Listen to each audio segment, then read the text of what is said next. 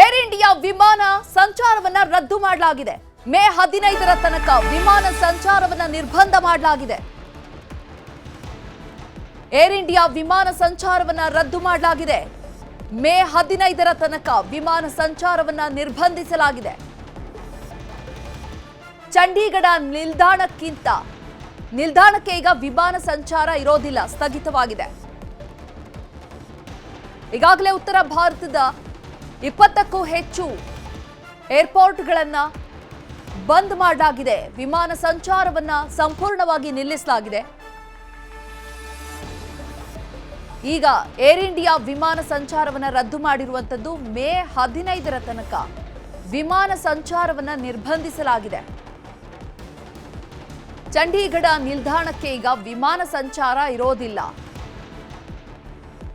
ಉತ್ತರ ಭಾರತದಲ್ಲಿ ಈಗ ಪ್ರಮುಖ ರೈಲಿನ ಒಂದು ವ್ಯವಸ್ಥೆಯನ್ನ ಮಾಡಲಿಕ್ಕೆ ಮುಂದಾಗ್ತಿದ್ದಾರೆ. ವಾಯುಸೇನೆಯಲ್ಲಿ ಅತಿ ಹೆಚ್ಚು ವಾಯು ದಾಳಿಯನ್ನ ನಡೆಸ್ತಾ ಇರುವಂತದ್ದು ಪಾಕಿಸ್ತಾನ. ವಾಯು ದಾಳಿಯನ್ನ ನಡೆಸ್ತಾ ಇದೆ. ಪ್ರಮುಖವಾಗಿ ಏರ್ಪೋರ್ಟ್ಗಳನ್ನೇ ಗುರಿಯಾಗಿಸಿಕೊಂಡು ದಾಳಿ ಮಾಡ್ತಾ ಇದೆ.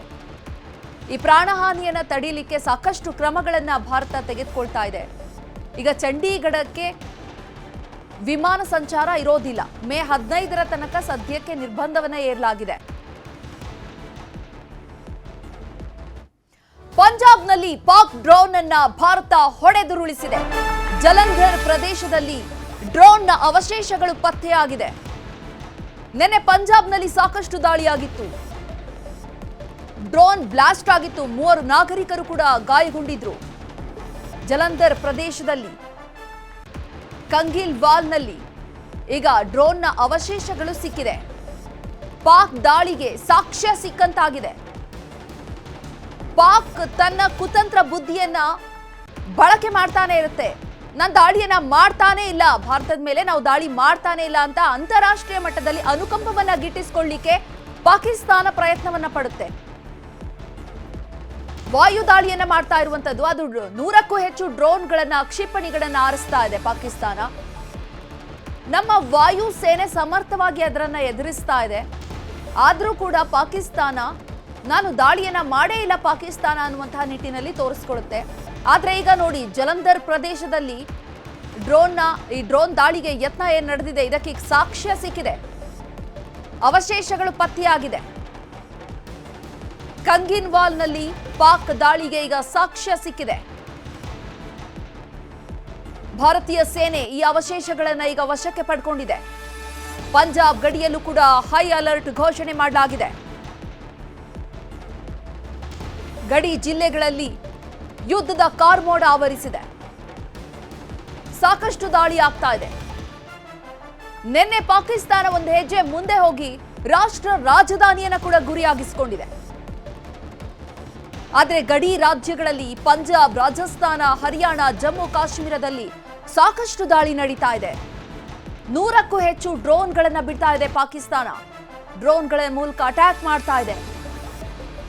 ಇದನ್ನ ನಮ್ಮ ಭಾರತದ ಸದೃಢ ಸೈನ್ಯ ಸಮರ್ಥವಾಗಿ ಎದುರಿಸ್ತಾ ಇದೆ. ಪಂಜಾಬ್ನಲ್ಲಿ ಇದಕ್ಕೀಗ ಸಾಕ್ಷಿ ಸಿಕ್ಕಿರುವಂತದ್ದು. ಜಲಂಧರ್ ಪ್ರದೇಶದಲ್ಲಿ ಡ್ರೋನ್ನ ಅವಶೇಷಗಳು ಪತ್ತೆಯಾಗಿದೆ. ಕಂಗನೈವಾಲ್ನಲ್ಲಿ ಪಾಕ್ ದಾಳಿ ನಡೆಸಿರೋದಕ್ಕೆ ಸಾಕ್ಷ್ಯ ಸಿಕ್ಕಿದೆ. ಡ್ರೋನ್ ಅವಶೇಷಗಳನ್ನ ಪಾಕಿಸ್ತಾನ ನಡೆಸಿರುವಂತಹ ಡ್ರೋನ್ ದಾಳಿಯಲ್ಲಿ ಏನು ಉಡೀಸ್ ಮಾಡಲಾಯಿತು, ಈ ಒಂದು ಡ್ರೋನ್ ಅವಶೇಷಗಳು ಪತ್ತೆಯಾಗಿದೆ. ಇದನ್ನ ಈಗಾಗಲೇ ವಶಕ್ಕೆ ಪಡ್ಕೊಳ್ಳಲಾಗಿದೆ.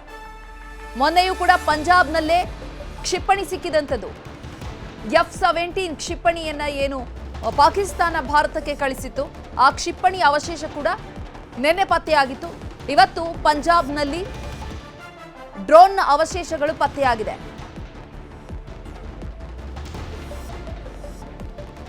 ಗಡಿ ರಾಜ್ಯಗಳಲ್ಲಿ ನಿರಂತರವಾಗಿ ಪಾಕ್ ದಾಳಿ ನಡೆಸ್ತಾನೆ ಇದೆ. ಇದಕ್ಕೆ ಈಗ ಮತ್ತೊಂದು ಸಾಕ್ಷ್ಯ ಸಿಕ್ಕಿದೆ. ನೋಡಿ, ವಿಜುವಲ್ಸ್ ಅಲ್ಲಿ ಗಮನಿಸ್ತಾ ಇದೀವಿ ನಾವು. ಇದೇ ಅವಶೇಷಗಳು ಈಗ ಇದರಲ್ಲಿ ಪಂಜಾಬ್ನಲ್ಲಿ ಸಿಕ್ಕಿರುವಂತದ್ದು. ಪಾಕಿಸ್ತಾನದ ದಾಳಿಗೆ ಈಗ ಸಾಕ್ಷಿ ಸಿಕ್ಕಂತಾಗಿದೆ. ಕಂಗನೈ ಪ್ರದೇಶದಲ್ಲಿ ಸಿಕ್ಕಿರುವಂತಹ ಡ್ರೋನ್ನ ಅವಶೇಷಗಳಿದು.